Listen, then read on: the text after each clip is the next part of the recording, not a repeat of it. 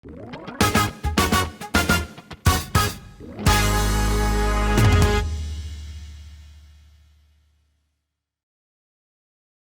everyone, I am so excited to present to you this video of a conversation I had with Mr. Gary Wayne. This was recorded a little over a year ago, and although I never intended to show anyone, I thought it had a lot of really good conversation and a lot of good content that people would like, so I'm going to present it to you guys now. I found Gary Wayne on YouTube, on podcasts that he was doing, talking about his book, The Genesis 6 Conspiracy. And I really enjoyed the content. It was really talking about prehistory and fallen angels and things like that. At the time, I was also putting together some notes for a book that I wanted to write, which has a lot to do with some of the same content. So I simply reached out to him to see if he would talk with me, and so I could ask him some questions and basically do some research, and he agreed, and so we met and I recorded it, and this is that conversation. So the quality isn't the best, and even my job as the host really isn't the best because it really wasn't intended to be for a video like this. But if you can look past that, I think you'll really enjoy some of this content. So please enjoy Mr. Gary Wayne.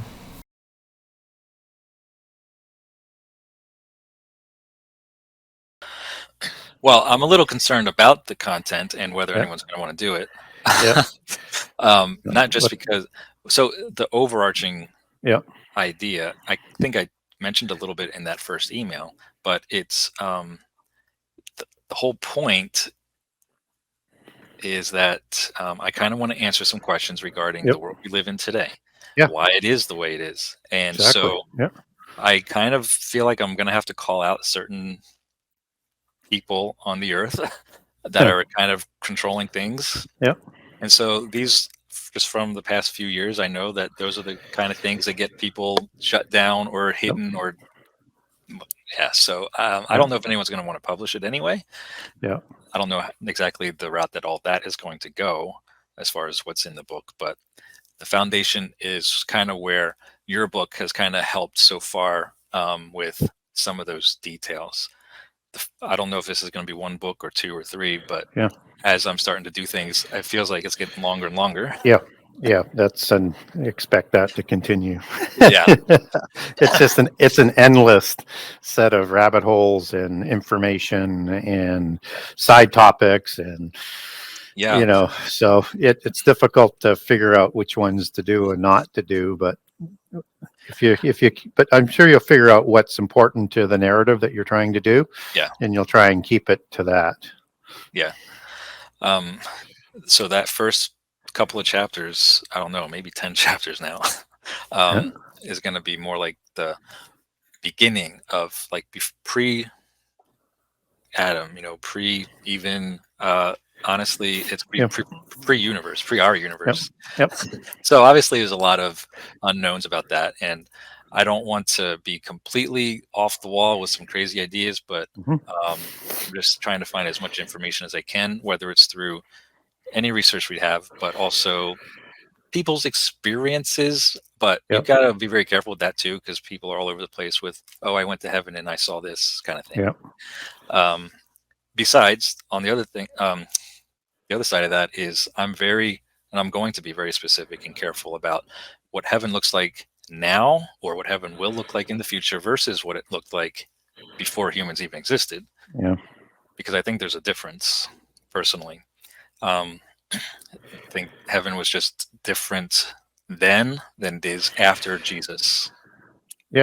Well, and I think you can sort of validate that to a certain degree with, as you go into the future, humans are going to have access to heaven, and you have a throne vision that's in Ezekiel 1, 3, and 10, and then Revelation you have a throne vision, but it's different. You have the 24 elders, and I think you asked about them. You have something really weird going on with the Watchers as well. Typically, where you have separate 4 groups of Watchers, the Ophanim, Cherubim, Seraphim, and Archangels. You have the 7 angels that are there, but you have this composite of the Ophanim, Cherubim, and seraphim. So you have the 6 wings of the seraphim, you have the eyes of the Ophanim, and then you have the beast-like figures of the cherubim. So that's a distinctly different description. So that's either a sort of an allegory or a conflation, or something has changed significantly. Do you think that's one specific angel, or like a group of multiple that are that way? Well, it's in the old visions and in the hierarchy, you get them as distinct watcher groups, but now it's a combination. So something's been reordered or redesigned, because I can't see why you would present them that way. They're not eliminated, but maybe just been reduced in their capacity, and the 24 elders are going to be maybe part of the replacement of that governmental and religious organizational structure that they would have been heading in the sort of columns that come down in the hierarchy. I wanted to show you this picture. I have this, hopefully I have this as my screensaver on my phone if it focuses. Oh yeah, yeah. You can see it. It's a little bright, but it's supposedly the Ophanim angel. Yeah. Try to make it a little bit darker and try that again real quick. Yeah, it would have more eyes, but one thing I like about that, more than that, they've got hundreds of eyes that are in the depiction. But you don't have to go that way. That is a visual if you want to catch the attention of a lot of people, because that's like the eye of Osiris, the eye of Ra, the eye of Satan, right? So, and he mimics everything. So you think that really isn't accurate with that eye in the center? Biblically, you would have more eyes. You could, if you wanted it to be more accurate, you can leave the larger eye, but you would have smaller ones in behind, let's say, so you can still emphasize that look, because it's an awesome look. Right? So definitely. but I don't know whether most people would hit to that level of detail that I did with the multiple eyes, but a lot of my questions right from the beginning, that first email, was about Lucifer himself. And you had sent me those 2 PDFs that you had done about Lucifer, and that was a lot of good information there. I was fascinated by just his name being Hallel. Is that how you say it? Yeah, Hallel. Hallel. Yep. And it makes perfect sense, because I always wondered why he was the only one that didn't end in EL, for example. Yeah. But so look, it's an Italian word that's inserted into the English language. You're saying Lucifer was? Yeah, Lucifer is, and for a Hebrew word, which makes no sense. And Lucifer in the translation aspect of it, Lucifer comes out of Latin for lux and words associated with light, and Lucifer is a transliteration for Latin for the planet Venus. And so the extrapolation becomes, you see morning star and Venus, and Lucifer is the god of the Freemasons, also known as the great architect of the universe. So you have a very dubious translation, and KJV is the only one that translates it as Lucifer. But the other translations don't translate it properly either. They put, son of the morning. Well, you don't translate Michael with its meaning, or Gabriel with its meaning. Why would you translate Hallel with a possible meaning? And one also needs to keep in mind in astronomy, astrology, and Greek mythology, and how that morning star sort of goes back to, is there are 1 or 2 gods. One is a morning star and one is an evening star. And you also have the understanding here that 6 months of the year, Venus is an evening star, the planet. And 6 months, so it's only 6 months of the year as a morning star.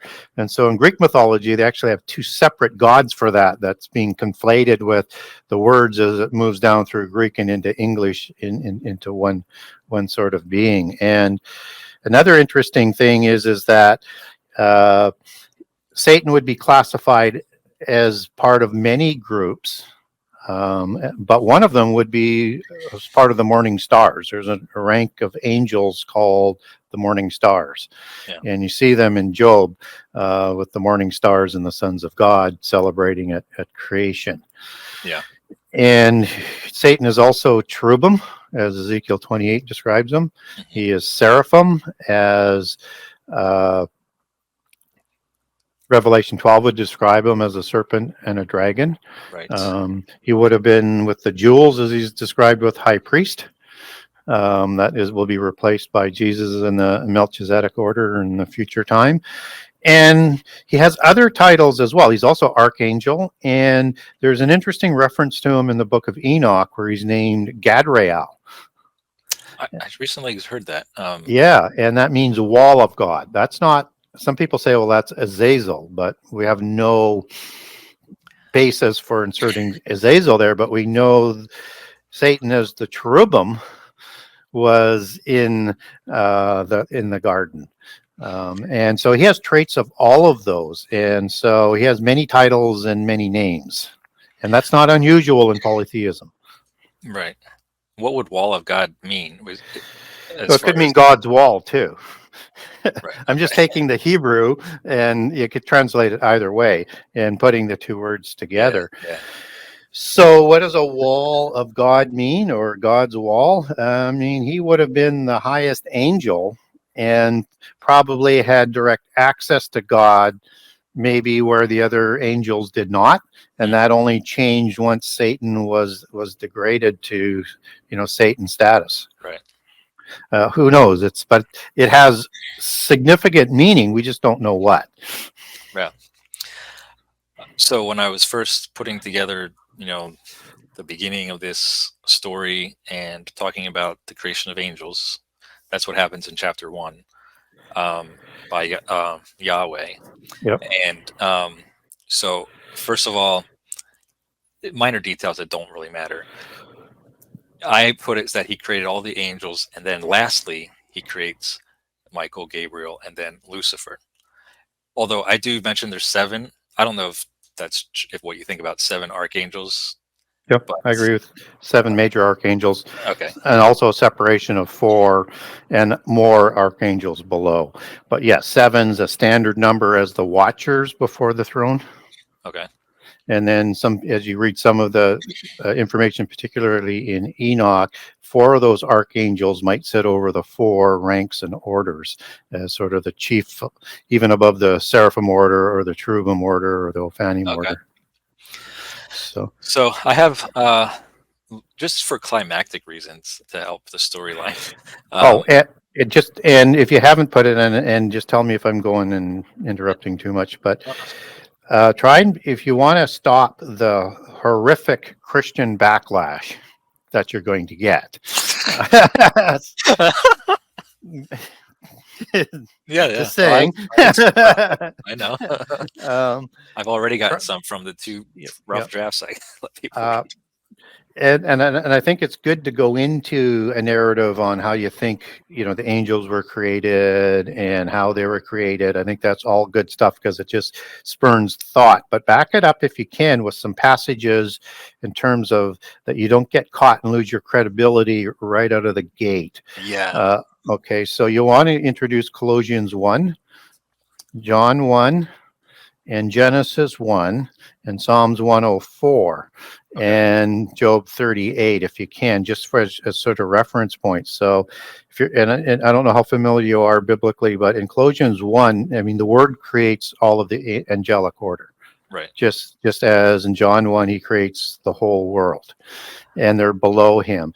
So in Psalms 104, you actually get the creation story and the renewal of the earth for passages, and it's before sort of like day 1, so it sort of starts to fit in. And Sons of God and Morning Stars and Job fits as being there before the physical creation.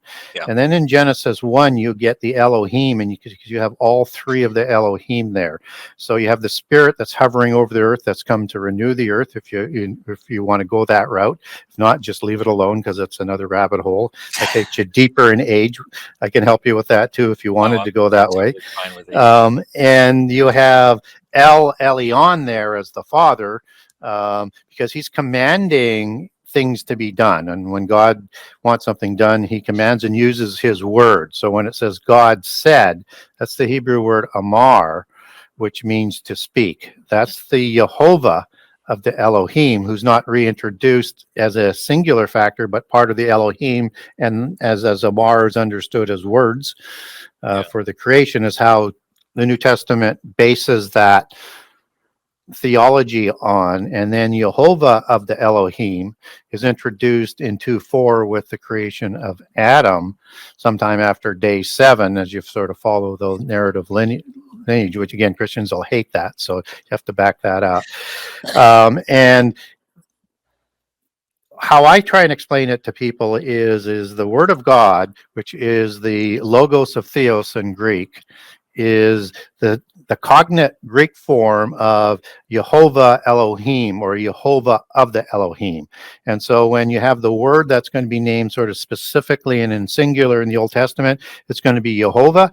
And the translation for that out of Hebrew is Lord that they use. When it says Lord God, that's Jehovah Elohim. And when it says God, it's going to be El as in singular, or it's going to be Elohim as in superlative, which could mean singular for the superlative nature, or it could be all three present. And the English really doesn't give you the context as to which one of those three are, or all three. But you can get the designations with Ruach for spirit and Jehovah of the Elohim that are branches or extensions out of El. Yeah, I totally get that. That makes sense. Yep. I know that was a rant. I'm bad for doing that. No, it's good. I actually realized I should probably change something, which is why we're doing this. Yep.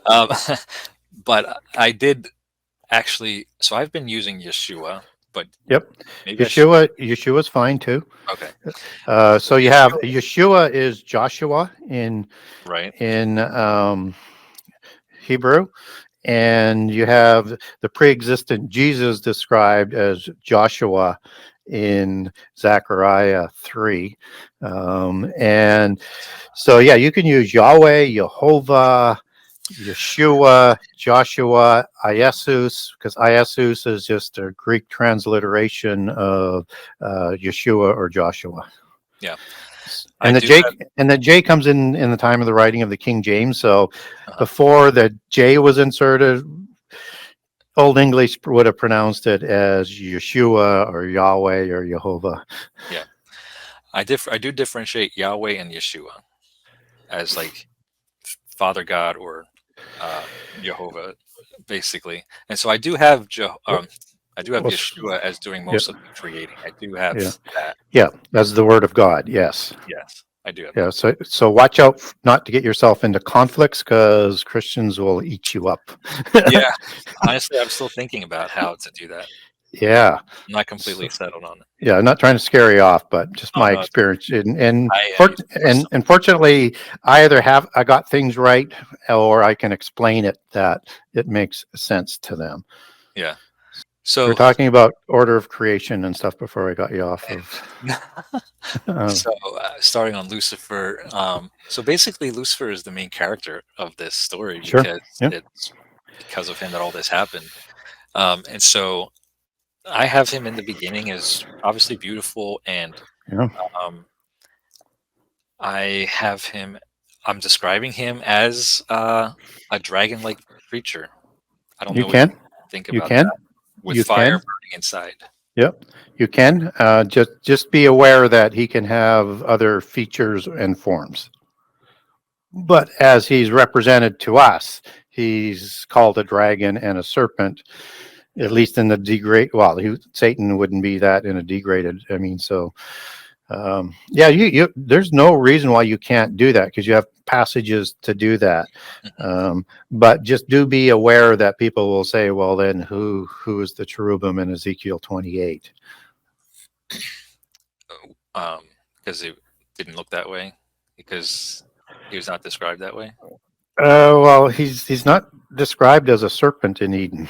Yeah. The serpent's a different character. I agree. I mean, I don't know if that was one of my questions, but what do you think? So you're saying the serpent is not Lucifer in the garden? Yeah. Yeah. Do you think that it was basically Lucifer or Satan talked this serpent into doing something for him? Yeah, or two possibilities on that. And what we do know is that Satan didn't lose his arms and his legs and his Right. speech. He wasn't set to the pit prison. Yeah. So, and he's the smartest of the angels, right? He's just, so he's not going to make mistakes. And he probably, that's why he is permitted to stay out as Satan's status as adversary, as opposed to going to the pit prison with the rest of the angels as a temporary sort of legal reprieve. But Oh, that's interesting. yeah, because he would be that smart, right? Doesn't mean it changes the fate, but so he's very careful not to cross the thresholds because he knows how powerful God actually is. So they tend to use humans and their offspring to slander God and to do the things that they want. Yeah. So the Nahash is described as a beast of the field in Genesis 3. And the beasts of the field are created before humans in day 6 in Genesis 1. And so he seems to come from those land creatures, but this is a serpent, as the Hebrew word is Nahash.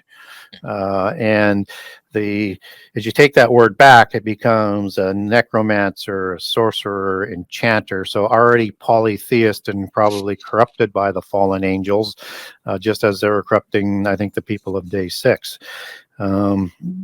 And so Nahash is a separate being that was walking, talking, intelligent, and in the Gnostic descriptions, as tall as a camel, so larger than humans, and were the sort of the king of the mammals, or king of the world in terms of its position on the ladder before the creation of day 6 and then the creation of Adam.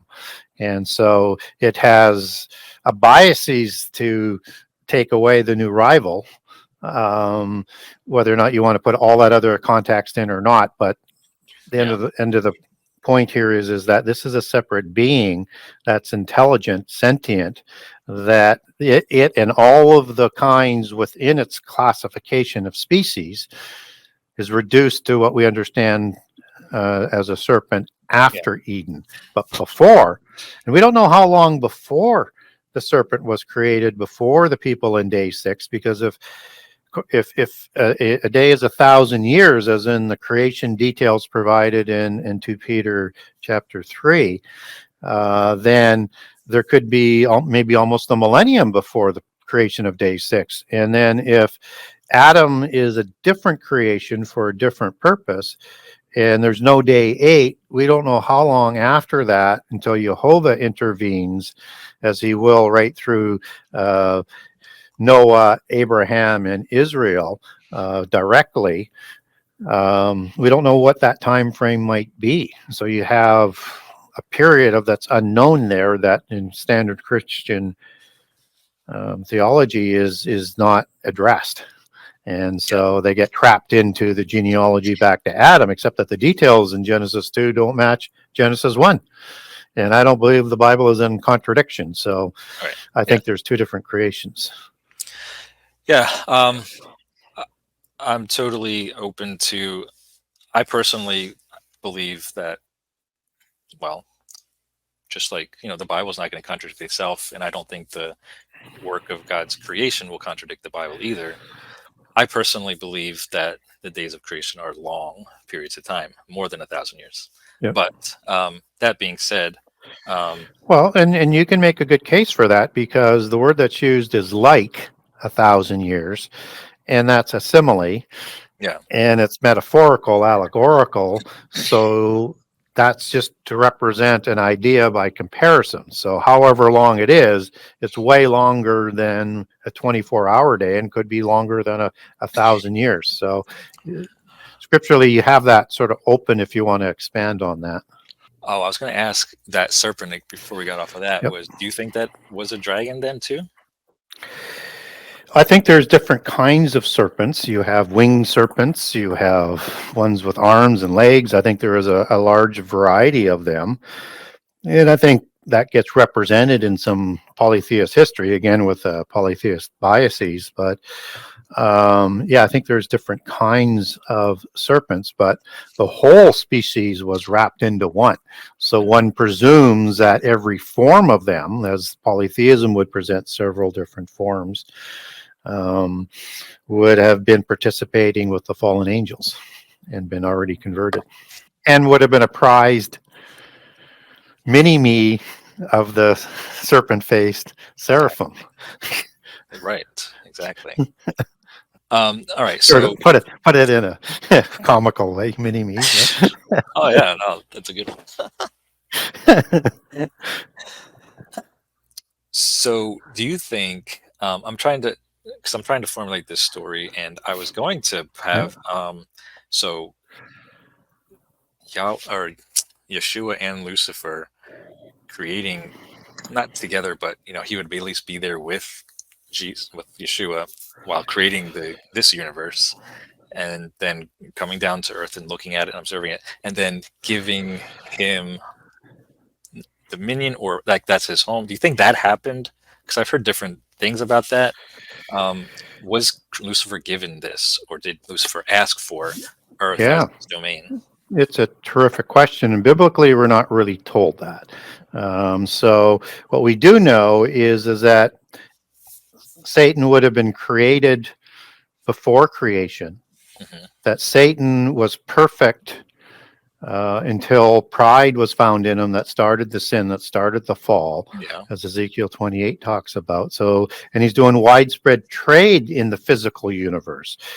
So that sort of deduces that sometime after creation, he rebels, and then he leads others to rebel. And if he was doing widespread trade, did he already have authority as the number one angel representing the tripart nature over the physical world? Maybe he was gifted that as the high priest as well. And so, or maybe he had just parts of it. Maybe it was just the earth that was in his realm, because we're not told he has reign over the rest of the universe. He just has reign over the earth. So, or again, was that reduced to just the earth to let this thing play out? We're not told, but he had authority at that time. So, and acting as the primary angel, doing the beckoning of the tripart nature of God, then he would have maybe had authority over that, and was able to maintain part of that authority after the rebellion, because it's a limited period of time to let things play out. So all the names that are written in the book of life have an opportunity to have their chance to leave their name in or have it blotted out. Right. So I guess that kind of brings up, so he falls, and when Genesis 1:2 says that the earth was formless and void, and apparently the Hebrew means became formless and void. Do you think that's when Satan fell and destroyed the earth? I think that might have been as a result of an angelic rebellion. So what we said a couple minutes ago, and how that will dovetail in, is sometime after creation. So if there was an earth before Genesis 1:2 that became void, then that might have been as a result of the angelic rebellion that caused that destruction, that would, as the book of Job says, destroys it down to the foundations of the earth, and the waters above would have collapsed below. And so you would have a separation of the waters in the renewal of the earth, as Psalms 104 talks about it. So the Hebrew word for became, or for was, in Genesis 1 is the Hebrew word haya, which is the source word for Yahweh, as in a state of being. And so you have, but it also has a couple of meanings. So you could translate Genesis 1 as the earth was form and voidless, as the standard theology, or you could translate it as became. Both are possibles. Hebrew words have a number of meanings, and you need to select the right meaning for the right passage so it doesn't conflict with what it's saying there and doesn't conflict anywhere else in Scripture if you want to be true to trying to get at the accuracy of it.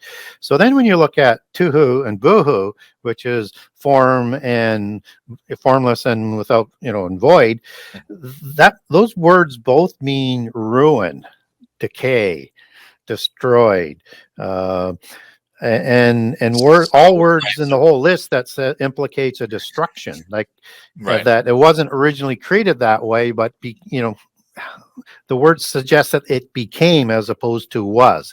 And so the philosophical, theological argument becomes, did God create in stages, or does he create everything in whole? Because in the renewal of the earth, he's creating in stages. But in Genesis 1, it says he created everything at once, right? So and the Bible doesn't contradict itself. So it's giving the process of the renewal in days 1 through 6. And then it would line up with Isaiah 45, where you have God doesn't create anything in vain. He creates everything to be lived in. And vain goes back to tuhu. So he didn't create it, formless or void. He created it whole to be lived with. And then that's the process of the recreation. So in day 6, you have a separations of the water to create the firmament, so that you have the ability to create underneath life. And all the other things for life have been already put in, and you have the sun inwards underneath the firmament. And so if you had a destruction of the world before Genesis 1:2, then those waters that were separated would collapse into the world, and it would be in chaos. And then the separation takes away the chaos and permits life to start forming again, and then you get the continuation of that renewal. So I think that's the distinction if somebody really sort of gets onto you. But you're absolutely correct that it can be translated as became. And I think passages, my speculation, I'm not doctrinal on this, and I'm not a theologian anyways, is that passages throughout the Bible support it became tuhu and buhu, as opposed to it was. And and I don't think you have to try and twist Scripture as a pretzel to keep it consistent. You just let it read how it should read based on other Scripture.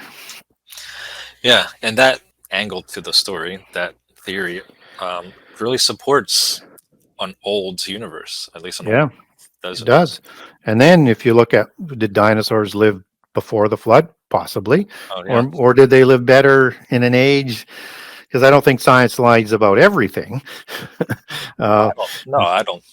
I personally like science for a lot of things. Yeah. Most things, really. They just like to fold it into their agenda. So dinosaurs were serpentine beings. They were called dragons before they invented the word after the creation of the Royal Society. They created dinosaurs to replace dragons, which is a real interesting term as you connect that back to the seraphim and Satan. And as science is now telling us, is probably most of these dinosaurs had feathers. Well, when you look at the seraphim angels, you have the feathered serpent angels, the Pum serpent, the Nagas, the seraphim, the dragon creator gods all around the world, who created giant beings or manipulated perhaps the earth to create a new species of beings that replicated what they looked like. So now, if you look at it from that perspective, and you're sort of building on the idea of that, so they like to have beings that look like them. So now you have a Nahash that they utilized, maybe created, maybe manipulated into a DNA to serve them, and then they create serpentine-looking giants in Genesis 6. Now they create other kinds of giants too, but it's the serpentine ones from the Seraphim Watchers that are most common and depicted throughout religious history and the monarchies. Wow, I like that idea. That's a good pattern, isn't it? Yeah. Nothing is, and because nothing is new under the sun. What was will be again. Yeah. Lucifer creating the serpent to go in there. Yeah. That's interesting. Yeah. So you think some of these dinosaurs might have been fallen angels? No, I don't think so. Oh, okay. Yeah. Okay. But there is a Leviathan that is an interesting character, and you have a connection to the Leviathan in a lot of occult creation stories. It's part of it, whether it's Tiamat, Lotan, and then you have the female Leviathan being killed biblically by God, killed by other gods, copied like, Marduk or Baal or other gods that are doing the same type of slaying around the world. And Leviathan is this serpentine dragon of the sea monster, and it's an imagery for the Hydra dragon of the beast empires as depicted in Revelation 12. And it would all answer to Satan on that sort of behalf. And then in the end time, the Leviathan is slain. So you might look at the first Leviathan as Satan with his consort, the female, being slain, and then the male will be sent to the abyss and then to the lake of fire at the end of the millennium. Yeah. So it sort of gets all resolved, and you have that continuation of that serpentine imagery.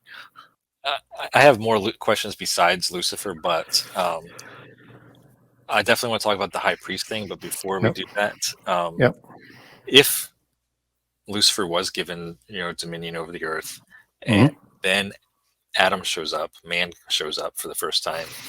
First of all, do you think that had anything to do with Lucifer's fall, like as in jealousy or whatever, that Adam created in the likeness of God when really he's not created in the likeness of God?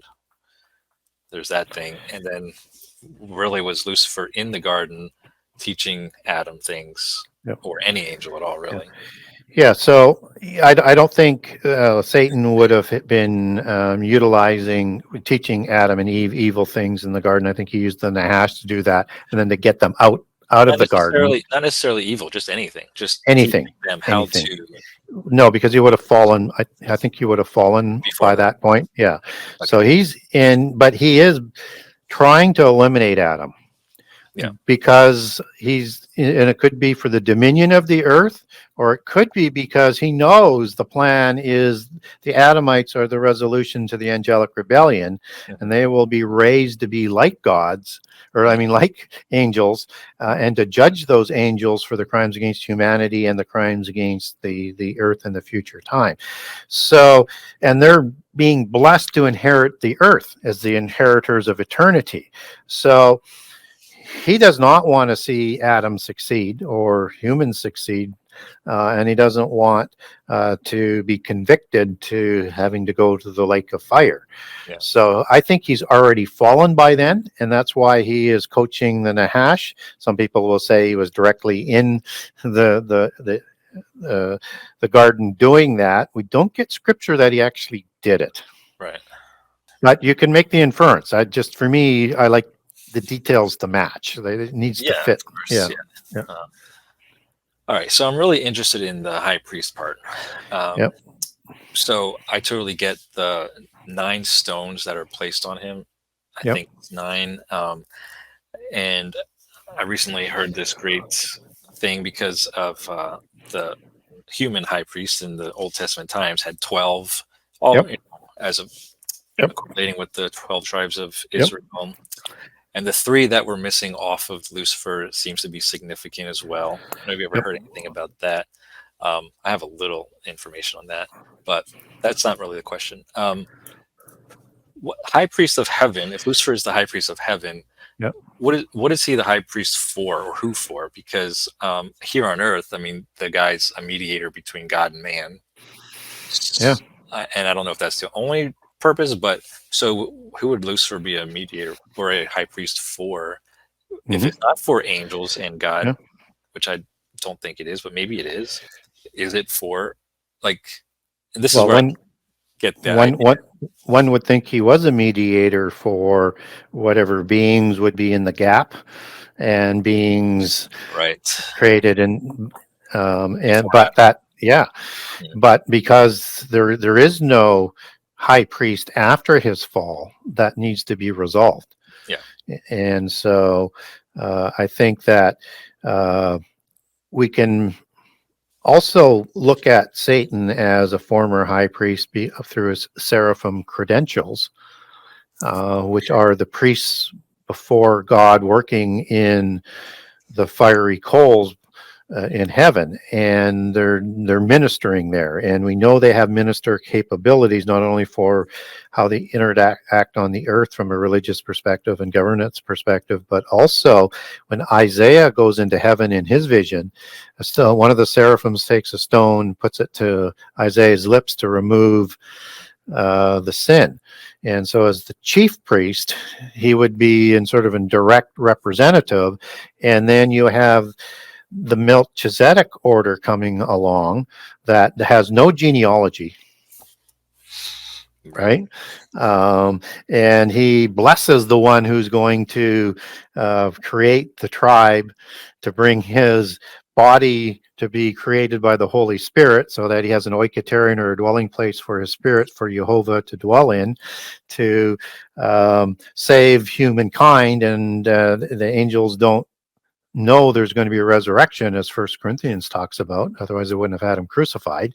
Yeah. That's going to complete the plan. So Jesus, as the Jesus becomes a new, a body, like a body that we will have. So it's going to be something new that can go into heaven, whereas bodies can't go before Jesus has the resurrection, and our bodies will be like Jesus, is what we're told. Is that he is going to now succeed the Melchizedek order as the high priest before God. That was created as the vacancy before. So all things are sort of resolved in the same sort of manner. And he's done so because he lives forever. So there's an immortality quality, and a Levite is only a limited time mortal replacement to go from point A to point B. Yeah. So you think the Melchizedek person was Jesus? The pre-existent Jesus, yes. Yeah.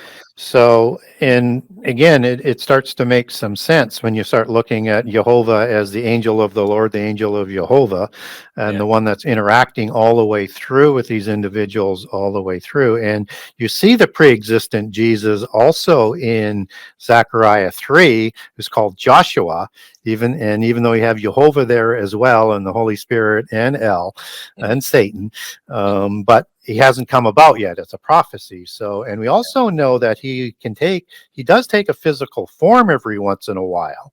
And one occasion where the angel of the Lord, Jehovah, is going to take a physical form is in the Sodom narrative, where two angels take bodily forms, and they interact, and Abraham doesn't even know that the two angels are angels at the beginning, and realizes later that they are. But so there is a precedent for what Jehovah is going to do in those passages, and that he could then, by extension, be the one who has no genealogy, as Hebrews likes to describe him, and there's no way to trace it back, and he's not a Jebusite. He's not an Amorite. Those are the peoples, or Rephaim, that were living in Jerusalem at that time in the War of Giants. Wow. Right? So who is he? Some people say Shem, but he doesn't. Shem just falls far below this or immortality sort of nature. And Jesus would not be part of a order that was created by humans. He creates the order, and humans can be part of the Melchizedek order as he adopts them as priests, but not vice versa. So it makes sense that he would have taken a physical form to bless Abraham, who was chosen to create Israel and Judah, so that he can come about and end the angelic rebellion. Yeah, that's deep. Yeah.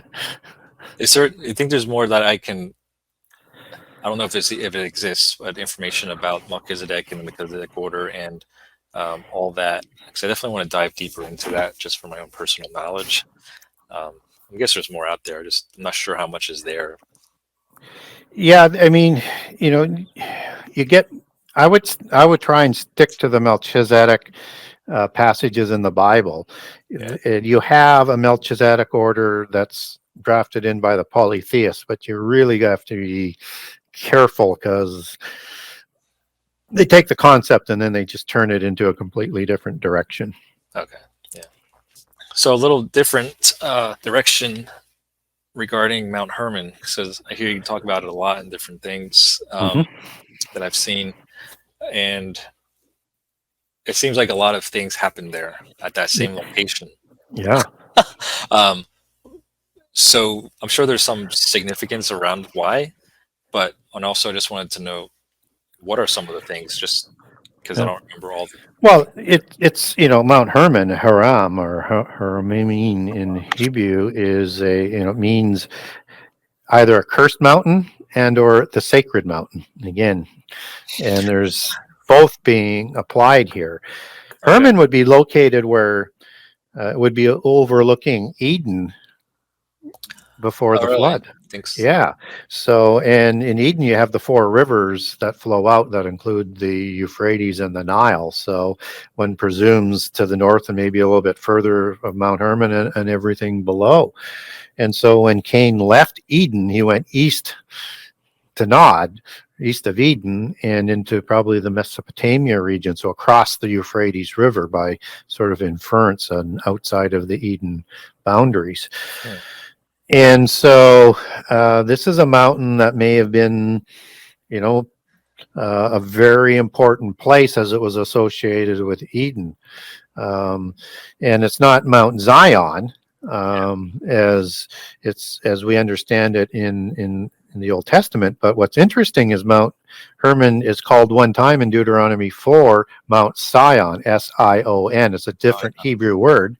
And then Mount Hermon has several different names in the Bible, like Sirion is another one. I think it's got 4 different names for it. It's called Mount Saphon in the Ugaritic text, and Ugarit was located between Tyre and Mount Hermon, and was the creation for the Rephaim after the flood, or city of the Rephaim after the flood. And Baal and the Baalim ruled from Mount Hermon in the assembly of gods, as described in Psalms 82, and his father El, the parent god, would have ruled from there before the flood, and Baal takes over after El is sent to the pit prison, and Baal goes to the pit prison for doing the same crimes probably within 100 years, and up to probably the time of Babel, after the flood, and does the same crime. So he's sent to the pit prison as well. So Mount Hermon is also thought to be, and I make a good case in, I think, book 1, and I add to it in book 2, that Nippur is the same location as Hermon, where the assembly of the Anunnaki was held. So in the Ugaritic text, it's Mount Hermon that is where the assembly of the gods and the assembly of the Detanu, the Tuatha De Danann, and the assembly of the giants are anointed kings and receive their authority. So you have all around the world, about 7 is the standard number of these sacred mountains. You could use Mount Olympus, you could use several mountains around the world, but 7 is sort of the standard number. So is there one central one and 7 others, or are they just a recreation of the central one? Or with the Council of the Gods and the 7 counterfeit archangels, let's say, or 7 powerful angels, the 7 wandering stars, 7 days of the week, those gods, would they have set up 7 mountains and thrones around the world to rule over the 70 nations, right? So it has a history unlike any other mountain in the world. I'd say it's the most occult mountain in the world. So you also have the Pan Temple located there. And you also have the gateway of Hades there, that Baal would go through every day to the other world, or to Hades or Sheol, because he ruled both, and he inspected his kingdom every day as the head of the council of the Baalim. I am is the plural of Baal. So you would have goddesses and male goddesses. We have Mot and gods like that are part of the Baalim. Amaru is another one. And so this is a place that is coincidentally placed when they did longitude and latitude at 33 degrees. Yeah, just heard that. That's a strange coincidence. Yeah. And that this is the Mount of the Assembly as it's understood in the occult. And what's interesting about that, and I talk about this, and I'm going down another rabbit hole, but Armageddon, where that's fought, is usually thought to be Megiddo, except that Megiddo doesn't have a mountain, so it can't be Har, which is Hebrew for mountain. Okay. Right. But in Old Hebrew, there's two pronunciations for the G sound, and one was silenced, and it was replaced by what they call an IN. And so Moad is how it would be pronounced, and would be just without the ON, which has an application as a prefix for a location. So the assembly of God in Isaiah 14 that Satan wants to raise his throne up to be like God on the mountain of assembly, that's the Hebrew word moed, which is the Greek cognate form, because it doesn't have that sound in Greek. It was used as Megiddo. So, and that's the mountain of assembly, and all the armies of the world are going to be assembled at Armageddon at the end, which would be perfect because it's the assembly of Satan. It's the assembly, where Satan sits atop of. So, and a whole bunch more sort of information on that, but it is, it is such a big topic and such a fascinating topic with all of its different sort of connections, and this is the place where King Og moved to after Ugarit, and after the Rephaim tribes were killed, almost wiped off in Genesis 14, in the same story of the Melchizedek story with Abraham, and becomes king of the Amorites after most of the Rephaim tribe is wiped out from Mount Hermon. Yeah. I think I'm going to have to put this mountain and things that happen into the book somehow, because so much does happen, so much of things of importance that have influenced the history of the world, especially with Baal and different things. I don't know if you ever heard Jonathan Cahn. He's a Jewish rabbi. He has a synagogue or church in North Jersey, near New York City. And he's a pretty well-known writer and author and speaker and everything, but he's a Christian. He's a Messianic rabbi. He just wrote a recent book called, have you ever heard of him or no? I've heard of the name, not familiar with his work. Okay. Wrote a book called Return of the Gods, lowercase g, of course, but anyway, talking about how today the same gods, roaming the world are the ones that we see in the Old Testament, especially with Baal and Moloch and something else. And there's the same acts that they did then they're doing now, and it's just like they're just repeating over and over throughout history. So I would, and again, Ecclesiastes 1 is what he's referencing, is that nothing is new under the sun. What was will be again, and they keep cycling, and they keep trying to bring about the Antichrist and the wiping out of humankind, and that they want to take over this world as their sort of negotiated treaty in the war, and a realm on their own away from God with their spurious offspring. So you see the cycle all the way through. So the beast empires, as they come through history, as an extension of these Rephaim kingdoms early after the flood, are trying to create this world empire. They already have the world Babylon religion. Babel is the root word for that. And they're trying to put a wannabe Antichrist figure on the throne, but Michael is the one who fights as an archangel for his people and against these beast empires, not from them rising, but from them presenting Antichrist and taking the war into heaven, and trying to make that last stand. And so even though the angels that created these crimes with the parent gods before the flood and the offspring gods after the flood, not all of the 1/3 of angels that rebelled are in the pit prison.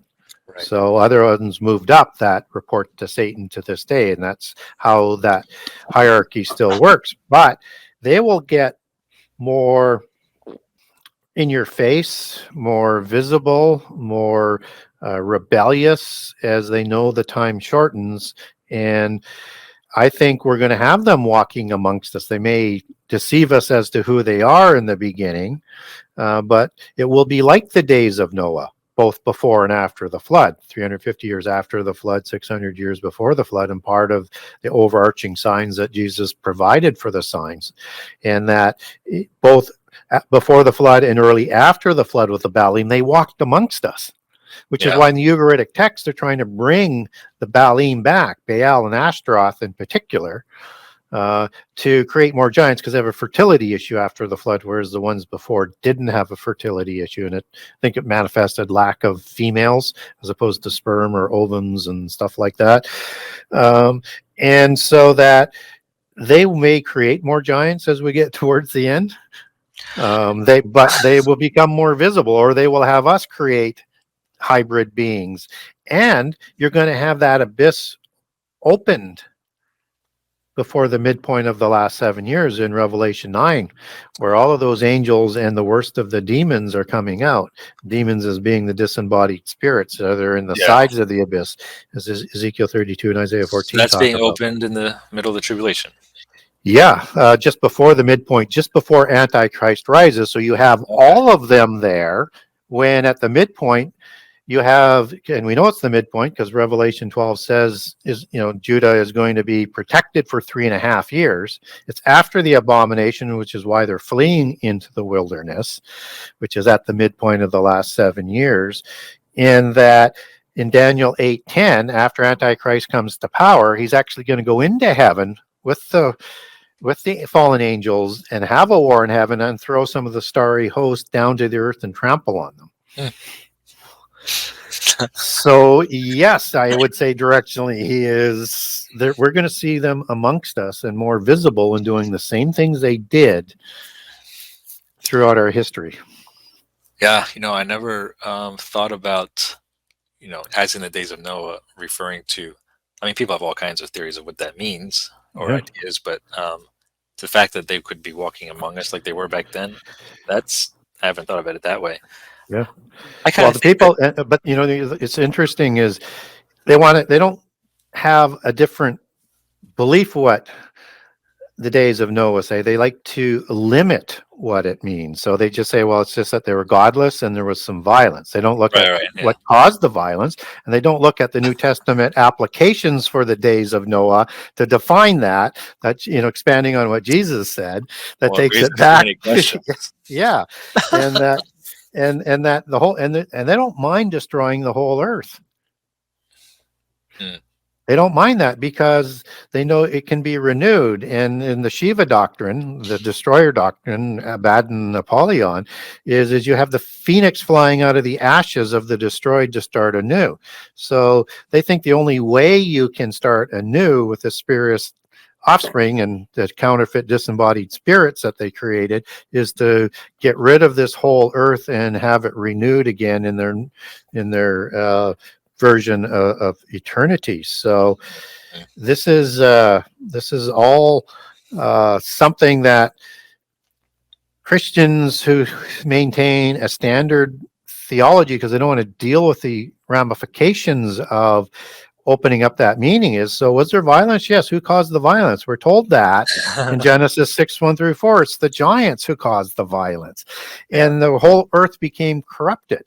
Well, what the heck does that mean? Nobody wants to talk about that. Well, that's the Hebrew word shakath, which means decay, ruin, pervert, destroy. All words that it became. So that means the DNA and the plant genome, everything was infected except for those that God selected to go on the ark. And with Noah and the wives, it would be pure spirit and of DNA. And I kind of think they're doing that again today. They are. Planning. Well, I mean, Chimera is all over the occult history, and that's what they're calling DNA manipulation today. Wow, I mean, science praises everything they do within the gods that control them and their genealogical history and their religious belief system. Yeah. So we'll see more giants on the earth soon, I believe. Somehow, some way. Yeah. Somehow, some way. And again, it's too bad the New Testament is in Greek versus Hebrew, because you have to try and find these cognate sort of words, right? So, like logos of Theos, Jehovah of the Elohim. You have to find the best connection that you can. So what we have is like thalipses for tribulation. And you have trouble, and tribulation can mean trouble and is also translated as trouble in the New Testament. And you have Sarah for trouble in the time of Jacob's trouble and the time of trouble when Michael stands. And it means the same thing. It's the cognate word. So for giants, who are the giants? Well, they're the mighty ones, right? They are the mighty royales. Well, what do we get in the New Testament? We get the mighty kings and the mighty merchants and all, these words all go back to Megasthenes and Megas, which in its ancient term describes large, powerful bloodlines and beings. Yeah. And so we get the cognate words. They're just been, I think, purposely disassociated from the Old Testament words, and then they try and make those words disappear so you don't have to deal with it. And we've been on for a while now, so I don't want to keep you too long. But I guess just one, because you just mentioned the Royales, does that have anything to do with the British Royals now? Like, sure. So how sure. so? So King Charles III is from a dynastic royal bloodline as a quote unquote royale. And so Roy is the Old English, going back to Old French for king, Roy. And then regal and other words associated with the royalty out of Latin, and back to Indo-Aryan as rule, which was the language of the giants. Al is a transliteration of El for Hebrew for God or an angel, just as Il is in Sumeria or Ilu.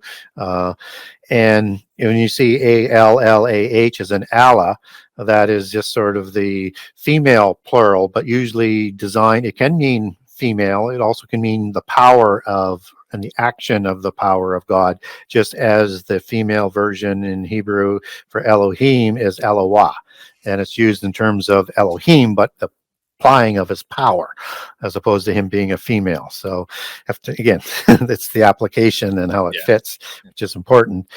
And so when we're looking at how that sort of fits with whatever I was talking about there, the royals, that's what it is that you have a word that means kings of God or kings of angels, who received as King Charles III with his Cyan Stuart bloodlines that are intermarried with it, along with the Hanoverians. They have the same right of inheritance that goes back to the Rephaim for the kingships and receiving the divine right to rule, just as the mighty Prince James, interesting word, Gibur, if you were to use a Hebrew word for that, or in the singular of Gibborim,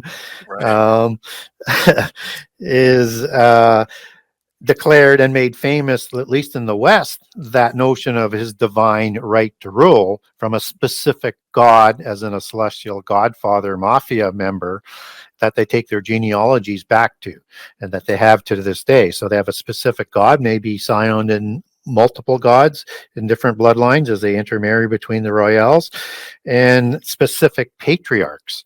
So the gens that you'll hear them talk about, whether it's the Julia gens like the black nobility has talked about, they take their bloodlines back through Caesar and Augustus and back through the senators and back to the royal bloodlines coming from Romulus and Remus.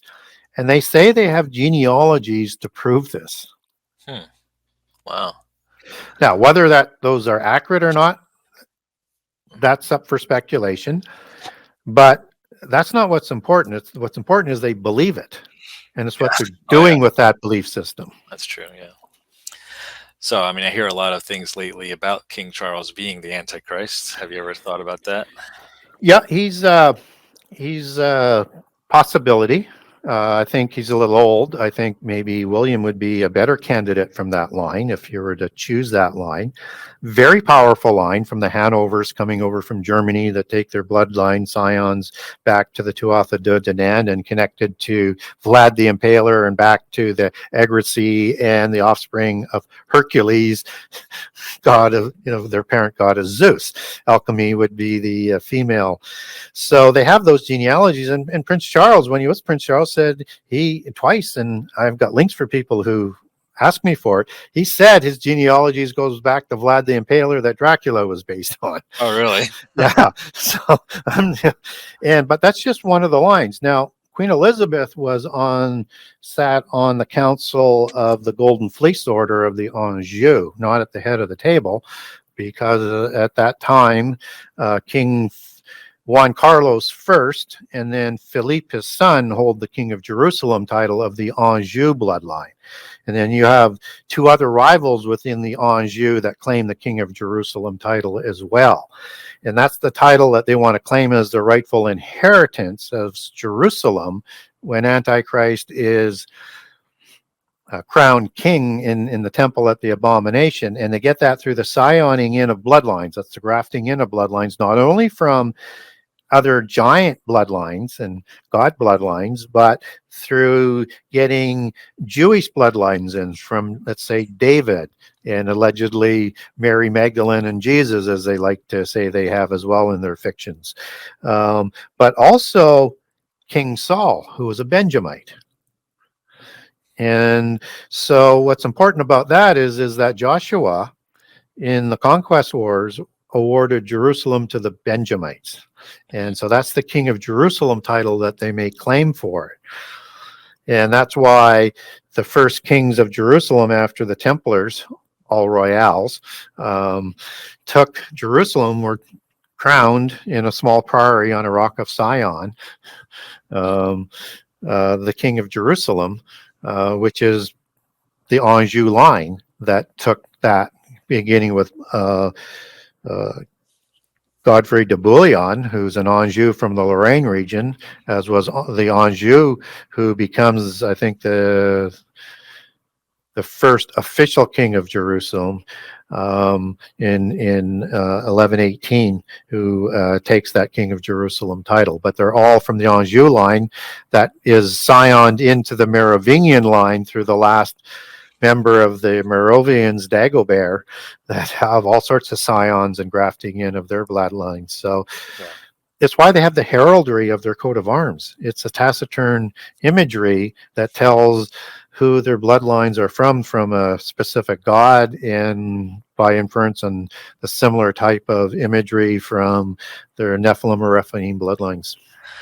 Well, I was going to mention that. I didn't know if it was worth saying, but that heraldry image for King Charles really says a lot and really kind of gives the imagery described in Revelation.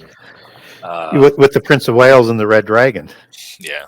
And then with the official English coat of arms having a lion and a unicorn on it. Yeah. And the unicorn dynasty was the Stuart dynasty that Prince James was. And then they substitute unicorn for wild bull. Okay. Into the Bible, and it should be translated that way to sort of create his mythos of part of that royal bloodline as the unicorn, the single horn that rises up in Daniel 7 and Daniel 8 in the end time. Yeah. So yes, there's a case to be made that King Charles might try and be the Antichrist, but we don't know who it's going to be, and there's going to be multiple ones, so we have to be very careful. And I cited some other ones, and there's many more. Yeah. Definitely many spirits of Antichrist for sure. Yeah. But anyway. And there's some French lines that are really, part of the Anjou perhaps as a branch off. They see their Antichrist first being introduced entering through the grand arch at the Geezer's castle as the grand monarch that's going to become the king of the world. And so there's a French rival in there. But you also have like other ones around the world that have that sort of narcissism. So Xi is a bloodline of the Shah Western dynasty. XIA for Shah, Xi, XI is the Western branch, and those are created from the dragon creator gods, both before and after the flood, in their genealogies, and they produced all of the dynasties. So you're going to have wannabes, and it's what I try and do is encourage people not to get ahead of the chronology. And you can't just say, okay, we're all of a sudden in opening of the opening of the seals, or we're in the trumpets. Yeah. There's too many things that are yet to come about. So otherwise, we're going to lose our credibility. So, if we haven't read. And every antichrist that's been pointed to that people says is antichrist, like presidents, have been wrong. Or the time of the rapture when it's happening has been wrong, because they don't pay attention to the details. Yeah. Awesome. Well, I mean, this was great. I really appreciate you coming on and talking. This will be something I look back and listen to a couple of times.